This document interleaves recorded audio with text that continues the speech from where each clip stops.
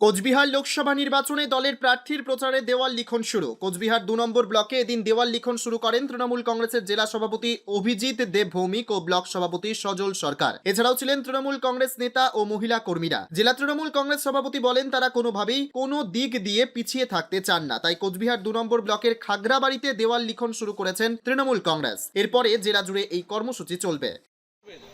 লোকসভা নির্বাচন নিয়ে সমস্ত রকম উত্তেজনা তৈরি হয়েছে। আমরা কুচবিহার 1 নং তপশিলি লোকসভা কেন্দ্রের ভোট প্রচারের ঢাকের বাড়ি আমরা দিয়ে নিলাম। কুচবিহার উত্তর বিধানসভা কেন্দ্রে খাগড়াবাড়ি থেকে আমাদের দেয়াল লেখনের কাজ শুরু হলো। দেয়ালের লিখন মানুষ এবারে পড়তে পারছে যে বিজেপি আর থাকছে না। বিশেষ করে পশ্চিমবাংলায় মাননীয় মুখ্যমন্ত্রীর যে বাজেট, তারপরে আর ঘরে বসে থাকা যায় না, দেয়াল লিখতে রাস্তায় বেরিয়ে পড়তে হচ্ছে সবাইকে। দেয়ালের লিখন লিখতে মানুষই ছুটে এসছে। দেখুন কত মানুষ রাস্তায়। 100 দিনের বকেয়া টাকাও ফেরত পাচ্ছে মানুষ।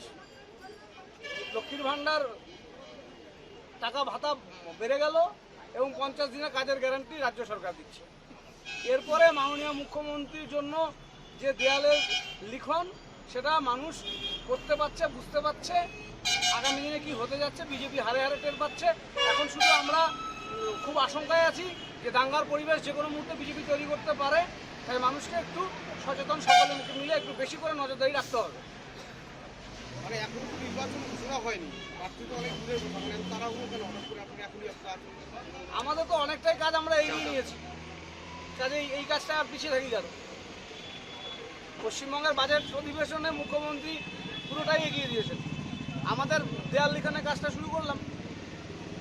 এটা কি এখন জেলা জুড়ে চলবে? জেলা জুড়েই চলবে। মানুষের কাছ থেকে ওয়ালের পারমিশন নিতে হবে, ওয়াল রং করতে হবে, এগুলো তো সময়ের ব্যাপার আছে, সেটা করে নিচ্ছি। ওয়াল লিখনে কি আপনারা 1 নম্বর থাকবেন? দেয়াল লিখনে তো 1 নম্বর থাকবেই। বিজেপি কোনো নাম্বারই থাকবে না। বিজেপিকে এবার দ্বিতীয়তে লড়তে হবে। প্রার্থীর নাম থাকবে? প্রার্থীর নাম আমরা কি করে দিই? মুখ্যমন্ত্রী যেদিন নাম ঘোষণা করবেন সেদিন প্রার্থীর নাম ঘোষণা। আপনি কি কিডনি রোগে ভুগছেন? তাহলে আর দেরি না করে আজই আসুন আপনার এলাকার একমাত্র বিশ্বস্ত প্রতিষ্ঠান জীবন রেখাতে। এখানে বিশেষজ্ঞ নেফ্রোলজিস্ট ডাক্তাররা লেজার ট্রিটমেন্টের মাধ্যমে রোগীদের সমস্ত ধরনের কিডনির এবং প্রোস্টেটের অপারেশন করে থাকেন। রোগী দেখছেন nephrologist doctor Arkaprava Chakraborty, SSKM hospital, Kolkata. Doctor Sunil Kumar, Apollo hospital, Kolkata. Doctor Pinaki Mukherjee, NRS hospital, Kolkata. এছাড়াও এখানে প্রতিদিন অপারেশন করছেন ও বহির্বিভাগের রোগী দেখছেন ইউরোসার্জন ডক্টর আতার কাশিম, PG হসপিটাল, কলকাতা।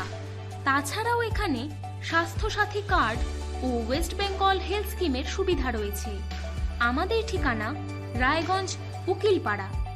বিশদে জানতে কল করুন 8373066655 অথবা 8373066644 এই নম্বরে। কোচবিহার থেকে নিজস্ব প্রতিনিধির রিপোর্ট, টাইমস 14 বাংলা। সব মাই চায় মেয়েকে রাজরানীর মতন সাজাতে, সাজিয়ে তুলতে চায় সোনার গয়নায়।